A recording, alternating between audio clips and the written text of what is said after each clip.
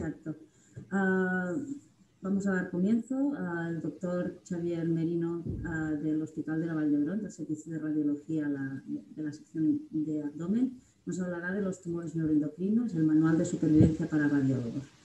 Muchas gracias, cuando quieras. Bueno, pues buenos días. Lo primero, muchas gracias por invitarme a participar en estas sesiones del Hospital de Girona, del Trueta de Girona. Yo os venía a hablar de, pues esto, de los tumores neuroendocrinos. Un poco aquí lo que vamos a hablar, ¿vale? Un poco la guía de lo que vamos a estar hablando esta próxima media hora. Básicamente vamos a hablar de las técnicas de diagnóstico, de cómo hacemos el diagnóstico en los tumores neuroendocrinos. Nos centraremos sobre todo en los pancreáticos y en los tumores ileales. Un poco el manejo, pero muy poco del tratamiento del tumor neuroendocrino de origen desconocido. La valoración de las metástasis, sobre todo hepáticas. Y también me gustaría, si vamos bien de tiempo, hablar un poco del futuro, ¿vale? Entonces, empezamos, pues me gustaría empezar pues explicando un poco el por qué los tumores neuroendocrinos en este mundo que vivimos tan marcado por la imagen, por el marketing, ¿no? Pues el icono que se ha cogido para los tumores neuroendocrinos es el de la cebra. Seguramente ya muchos conoceréis, ¿no? la frase esa, sobre todo en la literatura anglosajona, que dice que cuando oigas el ruido de cascos trotar, ¿no? Que pienses en caballos, ¿no? Que están viniendo caballos como lo que diagnostica lo más frecuente. Nosotros aquí hablamos de la navaja de Occam o algo así, pero nosotros, cuando lo más sencillo es probablemente lo que tiene ese paciente. Pues en el caso del tumor neuroendocrino, ¿no? Como no sería, porque a veces lo más frecuente no es lo que tiene el paciente, pues se ha escogido como símbolo, pues esto, la cebra. Cuando miras la literatura, ya ves que algo pasa, algo de cebra sí que tiene, porque es que al artículo que mires, prácticamente todos, la frase inicial en la introducción es que son tumores raros y heterogéneos, ¿vale? Prácticamente en todos los artículos la primera frase, la introducción, es siempre la misma, raros y heterogéneos. Y una primera heterogeneidad que vemos ver dentro de estos tumores, ya la podemos ver en esta gráfica de supervivencia, y vemos que aunque son tumores neuroendocrinos, todos ellos, vemos que ya se pueden estratificar 3 niveles, por lo menos, de supervivencia. Y estos 3 niveles de supervivencia los podemos categorizar en función del grado histológico. En azul tenemos los grados G1, en rojo con una peor supervivencia, los grados G2, y después de que caen dramáticamente la supervivencia, los tumores G3. Y una cosa que me gustaría haceros notar de esta gráfica es la que hace referencia al eje de la X, ¿vale? Y es la supervivencia en sí. Fijaros que, a diferencia de otras gráficas de supervivencia que estamos acostumbrados a ver con tumores en general, aquí estamos hablando de meses, estamos hablando de 10 años, incluso hasta 20 años. O sea, la supervivencia en estos pacientes puede llegar a ser muy elevada. Por tanto, son tumores raros, es cierto, ¿vale? Pero como tienen una supervivencia muy elevada, es importante recordar que la prevalencia será elevada. Por eso, aunque sean raros, también en los servicios de radiología, estos pacientes los vamos a ir viendo habitualmente, los podremos seguir viendo durante mucho tiempo, y por eso su manejo, desde el punto de vista radiológico, para nosotros será importante. Si trasladamos estas diferentes curvas de supervivencia, nos permite establecer, ¿no?, esta nueva clasificación del 2019 de la HUC, en que el primer nivel correspondería a los tumores G1. Básicamente, la clasificación de los tumores neuroendocrinos se hace en función del grado de diferenciación celular, ¿vale? Trabajo del patólogo, y también trabajo del patólogo en el grado de proliferación del tumor. Y en función de esto, pues, como os decía, tumores bien diferenciados, con un bajo grado de proliferación, tumores también bien diferenciados, con un grado intermedio de proliferación, y por último, si recordábamos la gráfica previa, pues tumores poco diferenciados y con un alto grado de proliferación. Y nos queda en medio una nueva categoría que corresponden a estos tumores bien diferenciados, pero con muy alta o con alta capacidad de proliferación medida, la medimos por el índice de KI.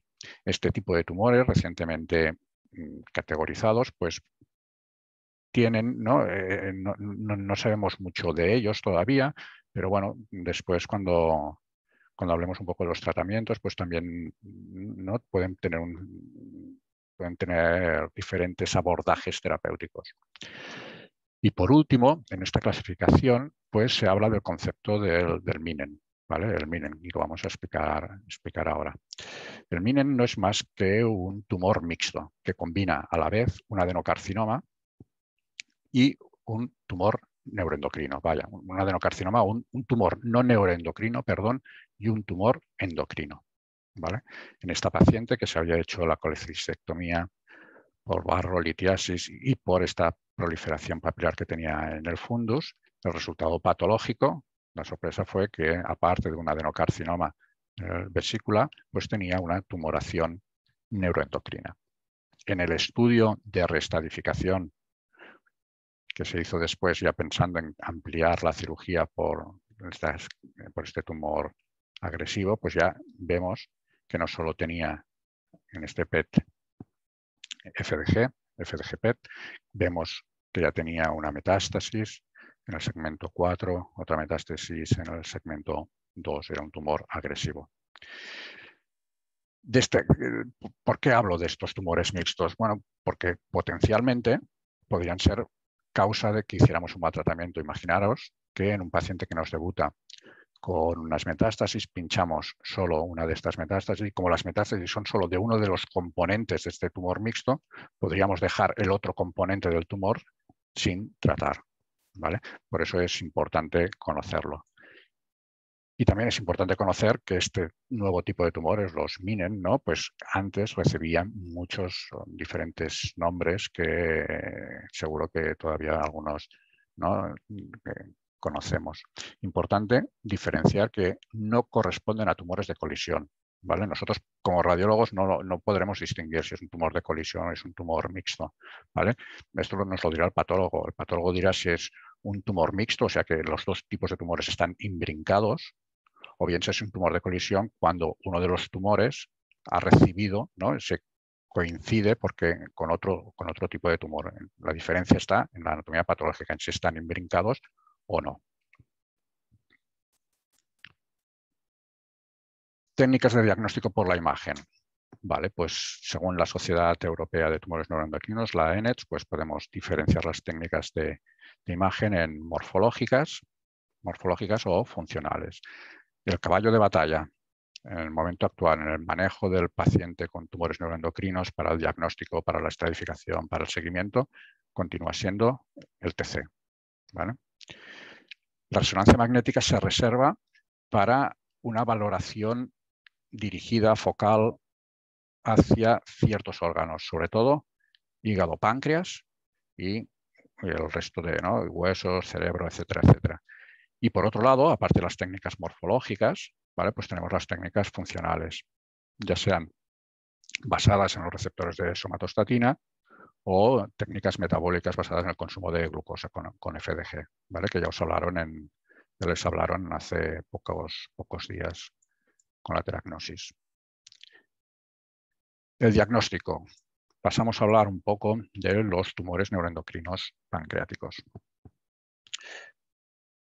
El tumor neuroendocrino pancreático clásicamente se clasifica en tumor funcionante y tumor no funcionante. Los tumores funcionantes son lesiones normalmente pequeñas, de 1 o 2 centímetros, como esta lesión que tenemos en la cola pancreática.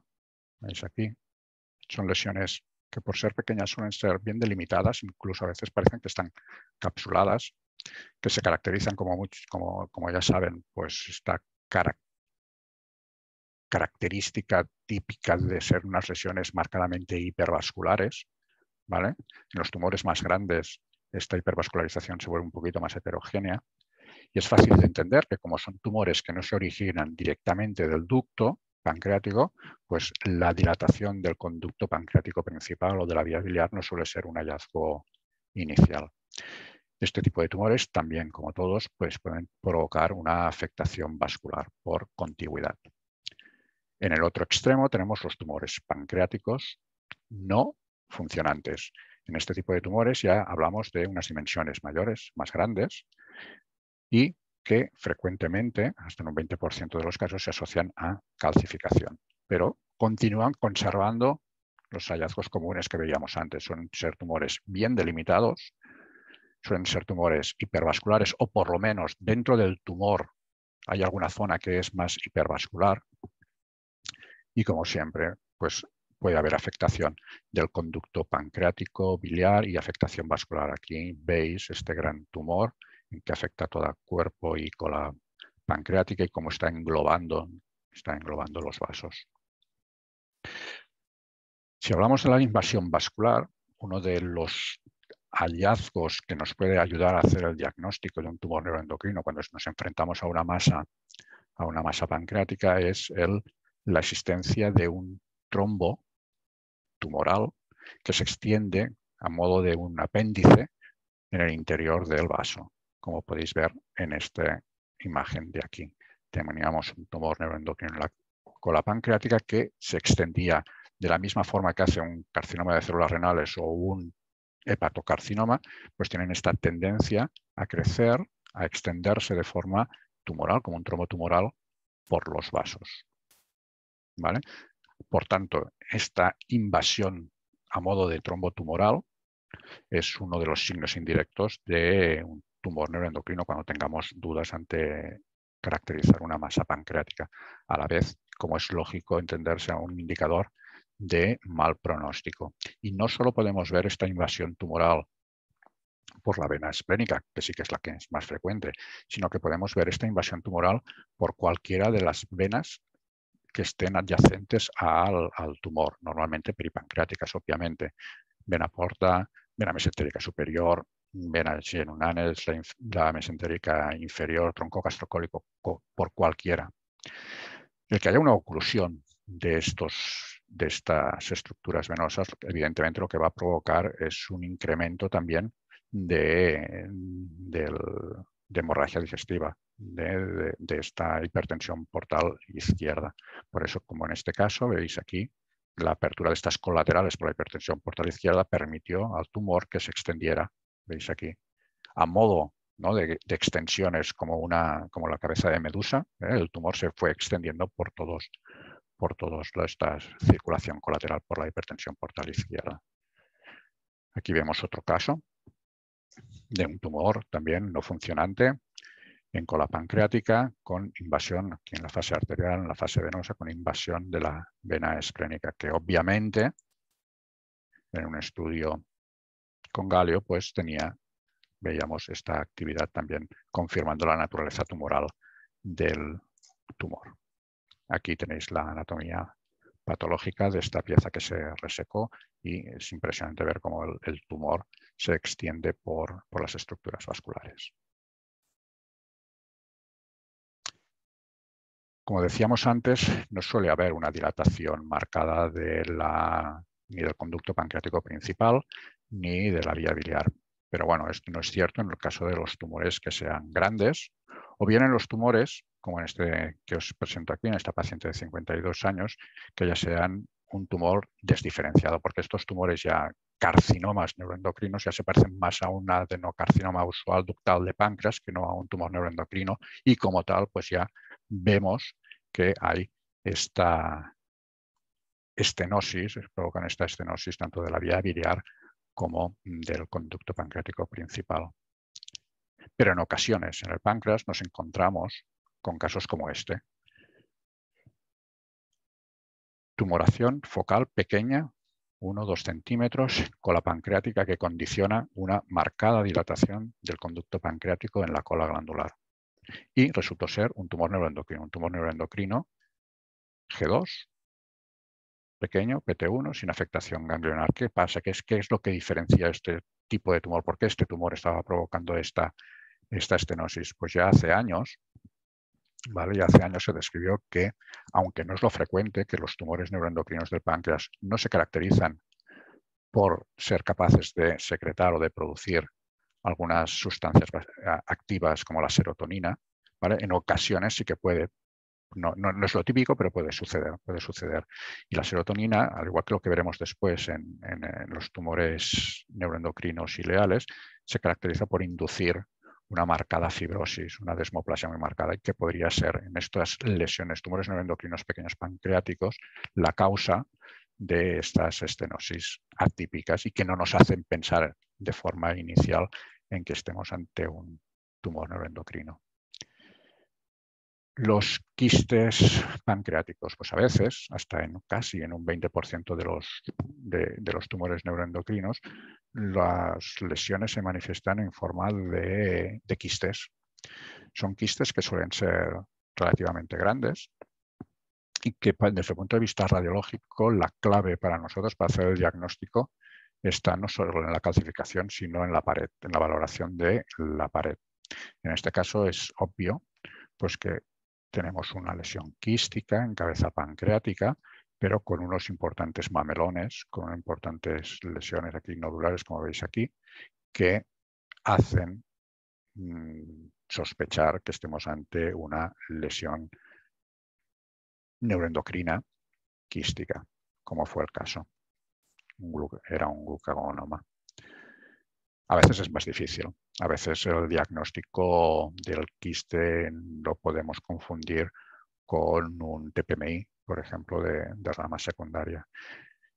El hallazgo que nos tiene que hacer sospechar que no estamos ante un quiste usual del páncreas está en la pared. Normalmente en los quistes pancreáticos no solemos ver la pared. Ya antes del contraste, si vemos el quiste con una pared, aunque sea uniforme, vemos la pared que es un poquito gruesa y aparte ya vemos que existe un nivel, ya podremos confirmar después con el contraste que la pared capta, ¿vale? Pues ya la sospecha de que sea un tumor neuroendocrino pues se le va muchísimo. Fijaros como a pesar de que esta paciente ya tenía unas exploraciones por imagen previas y el crecimiento había sido muy lento, más típico de un TPMI que no de un tumor neuroendocrino, ¿vale? Se confirmó con las imágenes funcionales cómo estaba bien diferenciado y tenía captación en la pared, ¿vale? Ante una tumoración en el páncreas, claro, lo que hablábamos antes, de los caballos y las cebras, ¿no? ¿Cómo me voy a atrever a diagnosticar un tumor neuroendocrino y no un adenocarcinoma de páncreas? Pues tenemos varios signos que nos pueden ayudar a diferenciar entre estas entidades. Normalmente el adenocarcinoma de páncreas puede ser pequeño, puede serlo, pero a pesar de lo pequeño que es, pues se caracterizará, como ya sabéis, ¿no? Pues por una dilatación precoz del conducto pancreático, una dilatación precoz también de la vía biliar. Suelen ser tumores que no calcifican, ¿vale? No solemos ver calcificaciones, excepto en el contexto que sea un tumor, un cáncer de páncreas en el contexto de una pancreatitis crónica, que tendremos calcificaciones, pero por la pancreatitis crónica, no por el tumor. Son tumores hipovasculares. Esta es la gran diferencia que siempre se ha referido para diferenciar entre las dos entidades, aunque también es cierto que los adenocarcinomas de páncreas, cuando son pequeños y todavía no están muy mal diferenciados, pues pueden ser por lo menos isodensos, no son tan hipodensos, no tan hipovasculares como dicen, como tenemos habitualmente pensado. Y después la invasión vascular, ¿vale? La invasión vascular por estos tumores, por los adenocarcinomas, es diferente. No se ven invasiones venosas, trombos tumorales venosos, en el caso de adenocarcinoma de páncreas. Lo que ves es una oclusión de una vena. Vale, pues diagnóstico diferencial. ¿Todas las lesiones hipervasculares en el páncreas son tumores neuroendocrinos? Pues no.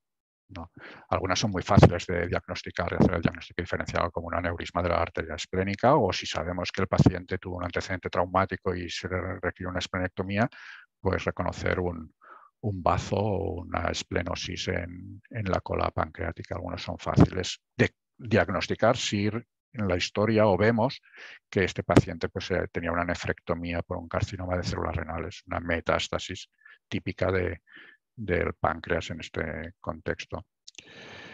Y algunos son bastante más difíciles de diagnosticar, desde ampulomas, oditis o pancreatitis autoinmunes que a veces, o GIST duodenales que están alrededor de la cabeza pancreática, o un caso que nos dio muchos dolores de cabeza cuando lo tuvimos, pues los cistoadenomas serosos de páncreas. ¿Cómo podemos incluir una lesión quística en el diagnóstico de una lesión tumoral? Pues intentaré explicaros, vamos a detenernos un poco en los hallazgos de las lesiones quísticas del cistoadenoma seroso. Este es el TC de la paciente y vemos, obviamente, pues una lesión bien delimitada, hipervascular, hipercaptante. Cuando ponemos contraste y cuando ponemos el gadolínio, igual, se comportaba de forma igual. Lo que no valoramos bien cuando hicimos este estudio es que era sorprendentemente hiperintensa en las secuencias de colangio y en las secuencias T2. El diagnóstico, como os he dicho antes, fue el de una neoplasia quística serosa, un cistoadenoma seroso. Esta es la anatomía patológica de esta lesión. Fijaros ya que la anatomía patológica, el aspecto macroscópico de esta lesión es que parece que es una lesión sólida. Y un poco aquí intento explicar un poco la explicación a estas variantes sólidas de los cistoadenomas serosos, y es un problema de limitación de las técnicas de imagen. Los quistes son tan pequeños y están por debajo de la resolución de la imagen que tenemos, y las paredes de estos quistes son tan hipervasculares que si vamos haciendo una difuminación, ¿no? si bajamos la resolución de la imagen, nos parecerá que esta lesión, que realmente son microquistes, por la hipercaptación de las paredes, nos parecerá sólida. O sea, es un problema de limitación de imagen. Recordar siempre el cistoadenoma seroso como el diagnóstico diferencial, esta forma sólida en el diagnóstico diferencial de los tumores neuroendocrinos. No solo tenemos que hacer el diagnóstico del tumor neuroendocrino, sino que en los casos que son funcionantes, como en este insulinoma de pequeño tamaño, pues el cirujano nos pedirá, como intentará hacer un tratamiento lo más conservador posible, pues le tenemos que dar información de si podrá hacer una enucleación o no de la lesión. En este caso no fue posible porque la distancia que existía entre el tumor respecto al conducto, al colédoco y al conducto pancreático era mínima, ¿vale? Como se demuestra aquí en la anatomía patológica. Se reserva la resonancia magnética en este tipo de tumores, pues cuando el TC no es concluyente, o en el screening en los pacientes que ya son diagnosticados, que están diagnosticados de un síndrome de tumor neuroendocrino. Pasamos ya a otra localización muy frecuente de este tipo de tumores, que son las lesiones ileales. Los tumores neuroendocrinos afectan sobre todo, pueden afectar al yeyuno, pero sobre todo afectan al ilion y concretamente al ilion terminal. La forma típica de presentar este tipo de lesiones la veis en esta reconstrucción curva de un TC. Pues son normalmente lesiones polipoides que pueden ser múltiples, como en este caso, y que a medida que van creciendo pueden llegar a condicionar una estenosis de la asa intestinal. Aquí tenéis la pieza macroscópica. Suelen ser hipervasculares y, como pólipos, pueden ser también causa de invaginación. Lo cierto es que cuando diagnosticamos un tumor neuroendocrino ileal, normalmente no lo hacemos diagnosticando porque detectemos el pólipo hipervascular en el asa de intestino, sino que lo hacemos por los efectos secundarios de este pólipo, de este tumor, que en este caso sí que frecuentemente es capaz de sintetizar y excretar la serotonina, pues como os decía, lo diagnosticamos por los efectos que condiciona esta secreción de serotonina que se conoce como el complejo mesentérico. En este complejo mesentérico, la típica imagen en rueda de carro que todos conocemos, pues se mezcla. Se mezcla por un lado las adenopatías de este tumor neuroendocrino asociada a los cambios desmoplásicos que condiciona esta secreción de serotonina por el tumor. Pues la típica imagen nodular con calcificaciones, con engrosamiento de los vasos irregular, como modo de rueda de carro, ¿vale? Como siempre, el diagnóstico no solo se tiene que limitar al diagnóstico, sino a las consecuencias. Fijaros aquí ya las consecuencias de esta afectación mesentérica por el complejo desmoplásico, ¿no? Fijaros la diferencia de contraste, de vascularización que tenemos en estas asas que están en el hemiabdomen izquierdo respecto al hemiabdomen derecho. Aquí ya podemos diagnosticar que existe un problema de isquemia. O bien, a veces cuando esta proliferación de este complejo mesentérico es muy grande, ¿no? Pues lo que puede provocar un problema obstructivo, ¿vale? No solo del diagnóstico, sino también tenemos que informar de las complicaciones de este tipo de tumores. Cada vez la cirugía intenta ser más conservadora. Y aunque es un tipo de cirugía que por lo menos a nuestros cirujanos no les gusta mucho porque es compleja, es muy compleja, pues una de la información que les tenemos que dar no solo es que existe un complejo mesentérico, sino es a qué nivel se lo van a encontrar y qué tipo de cirugía van a poder hacer. Entonces se puede clasificar esta afectación ganglionar fibrótica, este complejo, en diferentes niveles que orientarán al cirujano del si se podrá o no se podrá hacer la cirugía y si será muy o no será muy dificultosa. Se puede clasificar en 4, por lo menos se clasifica clásicamente en 4 niveles. Un nivel que estaría al lado justo de la salida intestinal, a nivel periférico. Un nivel 3, que sería cuando tenemos esta afectación mesentérica a la altura aproximadamente de 3, la tercera o cuarta rama yayunal, y una afectación tipo 4 que ya sería muy proximal, muy cercana a la raíz del mesenterio. Aquí ya prácticamente no hay posibilidad de hacer una cirugía resectiva de este tipo de tumores, ¿eh? Normalmente ya está afectado el propio tronco de la arteria mesentérica superior o bien la arteria, la primera arteria yayunal. ¿Vale? Es una información que debemos conocer y que debemos pasarle al cirujano. Diagnóstico diferencial, pues tumoraciones, normalmente tumoraciones que afectan,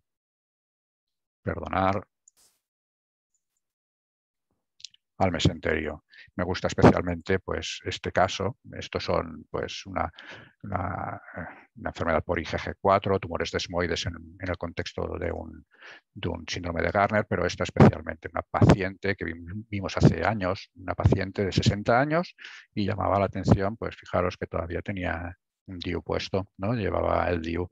Era un DIU que se había olvidado, que se había quedado allá y que había provocado una infección por actinomicosis que también se caracteriza por esta tendencia a la fibrosis. En resumen, cuando tengamos un tumor ileal, os recomiendo hacer un diagnóstico o una lectura de las imágenes pues desde el asa de intestino delgado, intentando buscar el pólipo, definir bien si existe o a qué nivel existe la afectación mesentérica, el hígado, valorar las metástasis. Este tipo de tumores frecuentemente se asocian a metástasis hepáticas y, por último, echarle un ojo al corazón, a las cavidades derechas.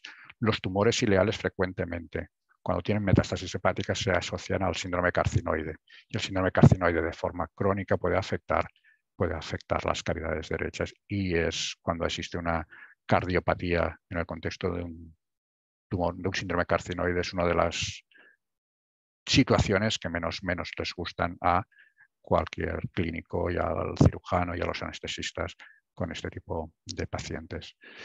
Veo que vamos un poco justos de tiempo y casi vamos a pasar del estudio de los tumores de origen desconocido a la valoración de las metástasis. Las metástasis que habitualmente, ¿no?, que se presentan en el 50% al formulario de debut, los pacientes con tumor neuroendocrino pues están presentes en el 50% de los pacientes. Y es importante recordar, aparte de lo que hemos dicho hasta ahora, que cualquier neoplasia neuroendocrina es potencialmente maligna. Hemos visto a lo largo de la charla pues cómo habían tumores G1 que tenían metástasis, ¿vale? Tenían metástasis hepáticas. Los neoplasias neuroendocrinas que potencialmente tienen más capacidad de metastatizar, como hemos dicho antes, hace poco, eran los tumores extrapancreáticos, gastrointestinales y los tumores no funcionantes pancreáticos. Las metástasis hepáticas ya se sabe desde hace tiempo que es el factor único, el parámetro independiente más importante que marca la supervivencia. También podemos tener metástasis ganglionares y aquí lo de siempre, ¿vale? El único criterio que tenemos para valorar si es una adenopatía o no es el tamaño, con todas sus limitaciones. En el caso de las lesiones neuroendocrinas tenemos la ayuda de la atenuación. Si vemos una adenopatía que es muy hipercaptante, pues probablemente deberíamos sospechar que esta afecta, que es metastásica. En cuanto a la afectación a la detección de las metástasis hepáticas. En un trabajo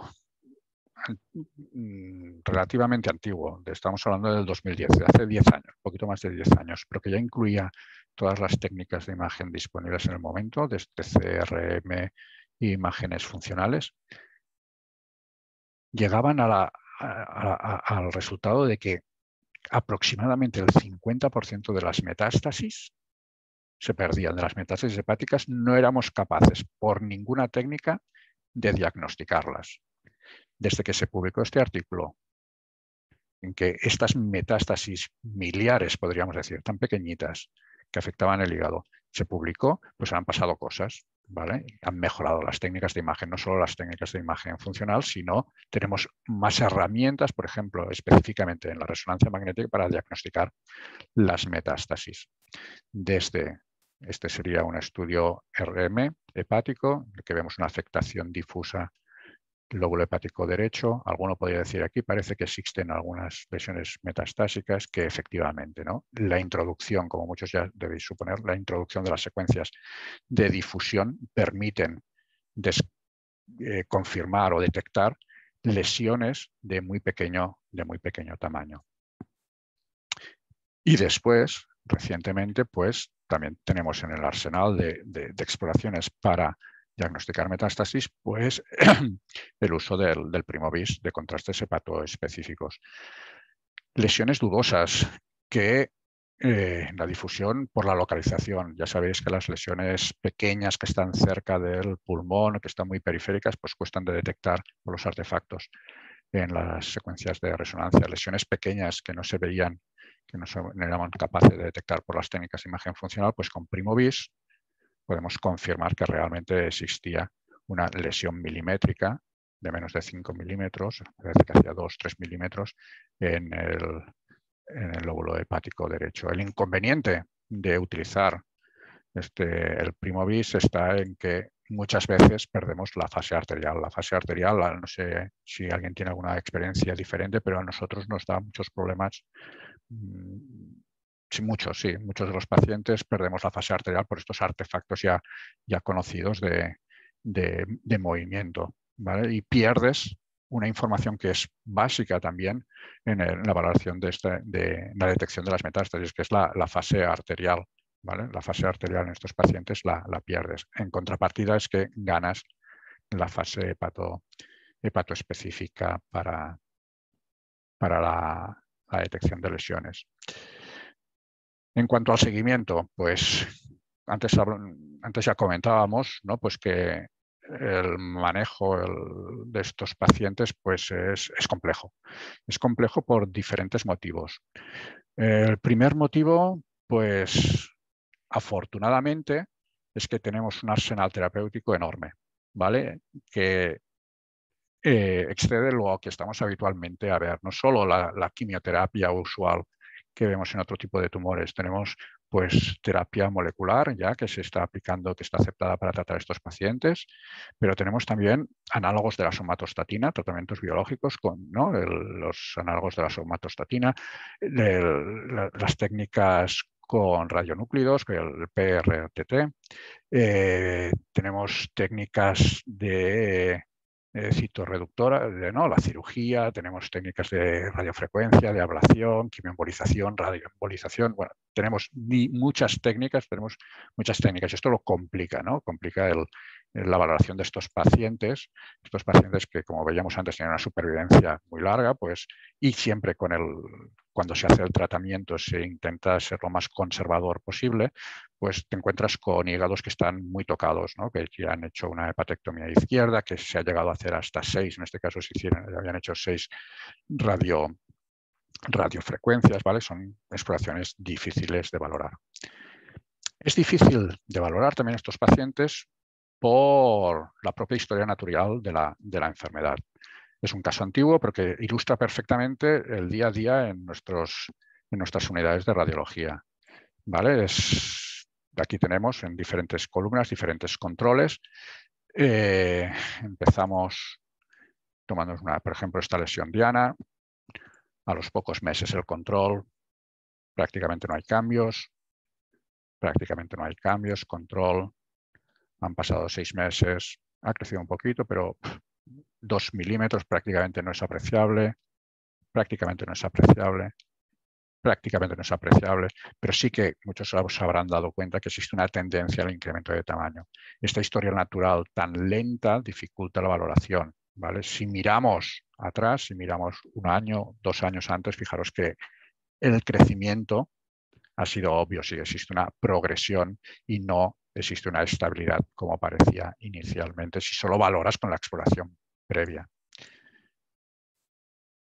Y por último, pues es muy importante que conozcamos qué tipo de tratamiento recibe el paciente, ¿vale? La valoración de la respuesta a la quimioterapia usual, pues es la usual. Bueno, lo que buscas al ser un tratamiento citorreductor, pues lo que tendrás que buscar es reducción en el tamaño de la lesión. Pero cuando se utilizan otras técnicas, como por ejemplo los análogos de la somatostatina, no esperes cuando estés leyendo el TC o la resonancia magnética que haya un cambio en el tamaño del tumor, porque aquí lo que hacen estas sustancias, lo que es controlar la enfermedad, ¿vale? Entonces aquí lo que no existirá es un cambio de tamaño. De hecho, puede incluso existir un leve incremento de tamaño, ¿vale?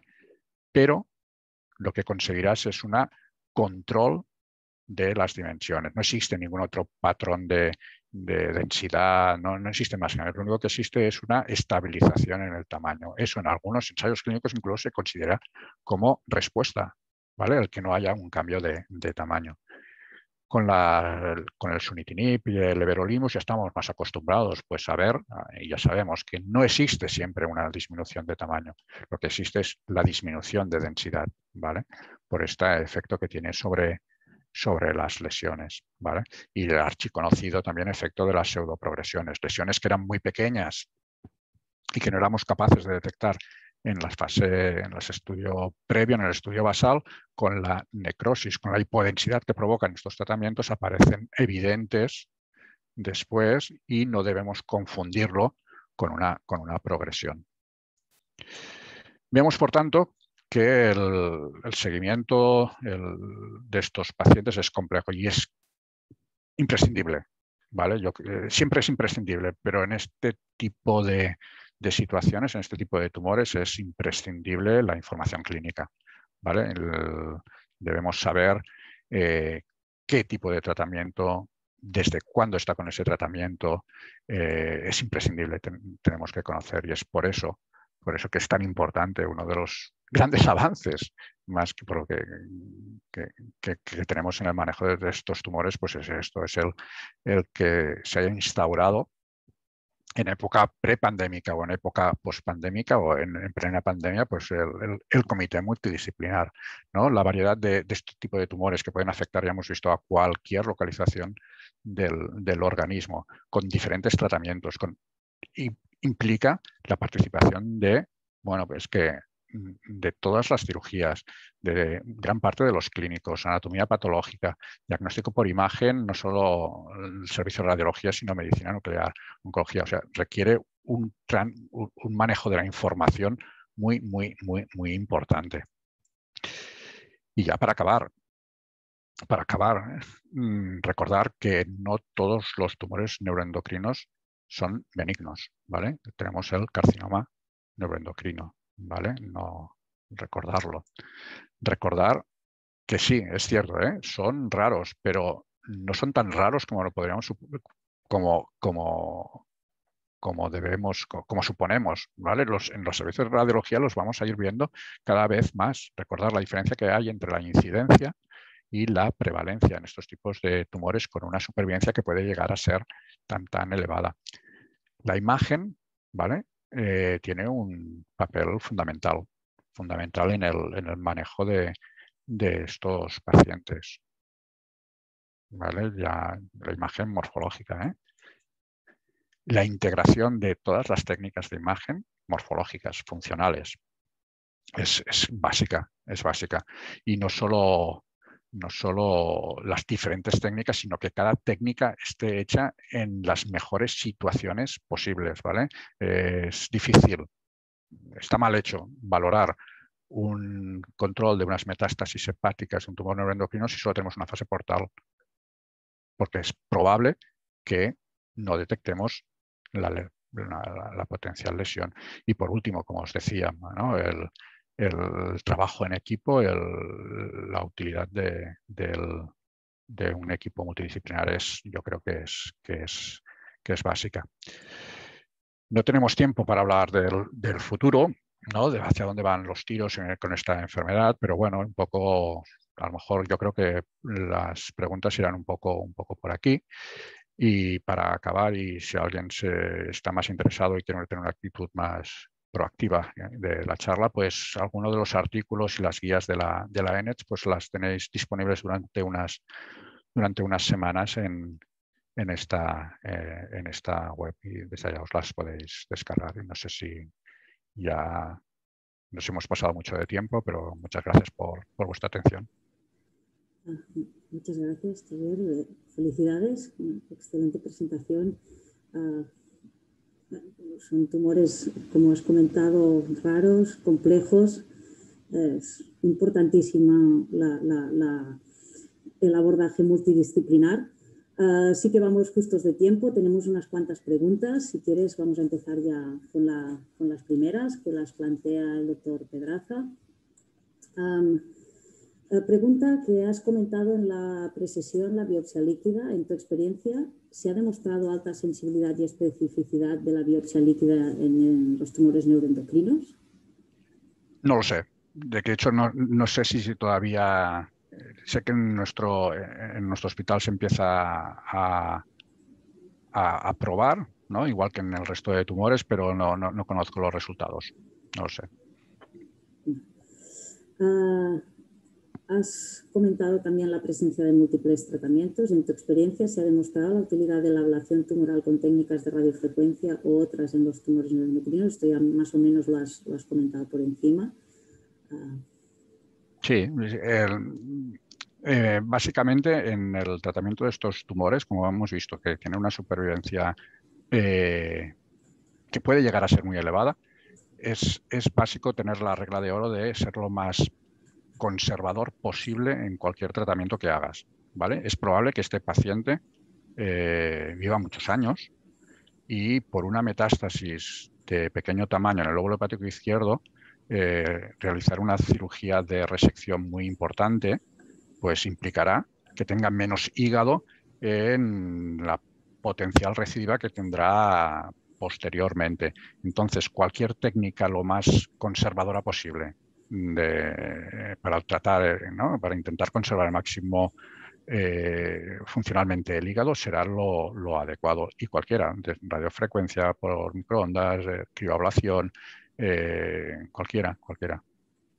Pero la regla básica es la regla de oro es conservar lo máximo que pueda ser el parenquima sano. ¿vale? Porque probablemente con el tiempo lo va a necesitar. En tu experiencia, Salva también pregunta si se ha demostrado la utilidad de la imagen espectral en los tumores neuroendocrinos. Ah, perdona. Si se ha demostrado la utilidad de la imagen espectral en los tumores neuroendocrinos. Vale. Se está trabajando en ello. Todos los artículos, hay muchos grupos que están intentando ¿no? Pues avanzar con técnicas nuevas, modernas. El TC Dual, por ejemplo, para el diagnóstico de los tumores ileales, de estos pequeños pólipos ileales, pues parece ser que aumenta la sensibilidad, nos permite detectar más lesiones. Y por otro lado, no solo las técnicas de diagnóstico convencional, sino la explotación de aquellos parámetros que puedes tener, no solo espectral, ¿vale? Sino los patrones de captación, las formas de captación, intensidades de captación, ¿vale? Lo de la inteligencia artificial, la radiomédica también es lo que se está investigando más ahora. Un poco la intención es que estos tumores en los que, como veíamos antes, la supervivencia puede llegar a ser elevada, que son tan heterogéneos, en los que van habiendo cambios durante la evolución de la enfermedad, ¿no? Un tumor que era un G2 al inicio con un KI del 10%, pues a lo largo de los años se van seleccionando, ¿no? Diferentes tratamientos, va seleccionando diferentes clones, probablemente, esto ya sería radiología ficción, no sé, va seleccionando clones y van cambiando. Entonces, como el tratamiento está basado mucho en la información de anatomía patológica, pues todas estas técnicas de radiómica, sí, intentan sustituir la biopsia, ¿no? Intentar sustituir la biopsia, las técnicas funcionales también de medicina nuclear, ¿no? Intentan paliar no solamente al paciente a una biopsia para escoger el tratamiento correcto. ¿Dónde está? El doctor Kai Vilanova se pregunta si se ha valorado la utilidad de la difusión ADC en el seguimiento. No solo en el seguimiento, en establecer el pronóstico inicialmente, en la respuesta al tratamiento. El problema es la N. Los estudios que hay sobre cualquier aspecto de estos tumores endocrinos están muy limitados por la N. Son pocos pacientes y reproducirlos después son complicados, pero sí, la difusión, el valor de ADC se ha correlacionado pues con la respuesta al tratamiento, con el grado de diferenciación del tumor, si era un G1, si era un G2, pero se tiene que reforzar, se tiene que confirmar en posteriores estudios. ¿Vale? Y además, una cosa que no hemos hablado es que la clasificación ha cambiado hace 2 3 años. O sea, ¿qué pasa con los G3 bien diferenciados? ¿Qué tratamiento es el adecuado para estos tipos de tumores? Esto limita mucho el que puedas aplicar, ¿no? El que puedas hacer estudios bien, que tengan un valor, ¿no? Que tengan buen valor. En relación también a la resonancia, la doctora Ruth Domènech se pregunta si sería necesario realizar en todos los pacientes resonancia magnética hepática para descartar metástasis de pequeño tamaño, ya que no son visibles en el TC. En diagnóstico y estadificación al menos. Depende del paciente, depende de la clínica. Básicamente el objetivo muchas veces en estos pacientes, sobre todo en los pacientes ya en estadio 4, que ya tienen metástasis ganglionares, que tienen metástasis pulmonares, que tienen metástasis hepáticas, no es tanto hacer diagnosticar el mayor número de lesiones, sino controlar los síntomas, ¿vale? Son tumores que pueden provocar diferentes síndromes neuroendocrinos. Entonces,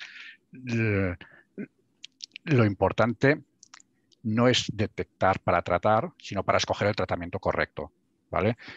Si tienes un hígado con una afectación miliar difusa, con mucha sintomatología del paciente, pero que tienes una lesión más grande, me da un poco lo mismo que tenga una lesión pequeña en otra localización que no voy a tratar. Me interesará diagnosticar y tratar, ¿no? Limitar la carga tumoral de esta lesión mayor, tratar aquella lesión mayor. ¿Vale? Es el control de síntomas. Muchas veces al final el objetivo es el control de síntomas. Es el control de síntomas. En el caso que os he enseñado antes de la paciente con el feocrocitoma, también tenía metástasis. Tenía esta paciente, había una recidiva de un feocromocitoma, tenía una metástasis, si no recuerdo mal, segmento 6, de 3-4 centímetros, y esta paciente iba a ir a cirugía para rescatar. Pero ya que iba a la cirugía, se intentó hacer una cirugía lo más resectiva posible y resecar todas las lesiones. Por eso se tuvo un abordaje más parecido al de un carcinoma colorectal, de intentar buscar cualquier lesión pequeña para hacer una cirugía lo más radical posible. La última pregunta la plantea el doctor Víctor Pineda. ¿Cuándo recomiendas screening en las formas familiares? ¿Cuándo? Pues siempre. Son pacientes en el que el diagnóstico precoz facilitará mucho el diagnóstico de estos, ¿no? el pronóstico de estos pacientes. O sea, el screening está publicado, existen guías.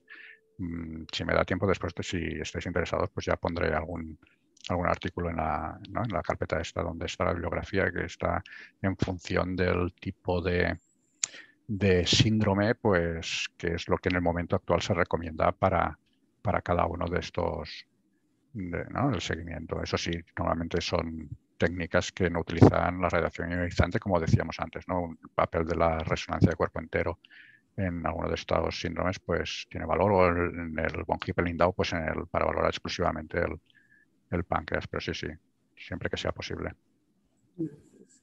Ya no hay más preguntas. Felicidades de nuevo. Damos la palabra al doctor Pedraza para que haga el resumen de la sesión. Sí, gracias, Monse. Bueno, Xavi, enhorabuena por tu magnífica presentación. Solo quizás, ¿qué hemos aprendido contigo? Nos has dicho que son tumores raros, lo de la cebra, heterogéneos, que tenemos que tener en cuenta el valor que da la nuclear. Has enseñado imágenes maravillosas de anatomía patológica, ¿no? A la epidemiología nos has dicho, oye, que tienen la gran prevalencia, pero que potencialmente son malignos, o sea, que pueden matar al paciente. Y sobre todo nos has dado perlas respecto al diagnóstico. Nos has hablado de afectación pancreática y en ilio, nos has comentado el tema de que pueden tener quistes con la pared engrosada, nos has hablado de la invasión tumoral vascular con imágenes espectaculares, el tema de la posible fibrosis, ¿no? Pero sobre todo también nos has dicho que hay múltiples tratamientos y que hay que valorar la respuesta al tratamiento, que has dicho que también es difícil.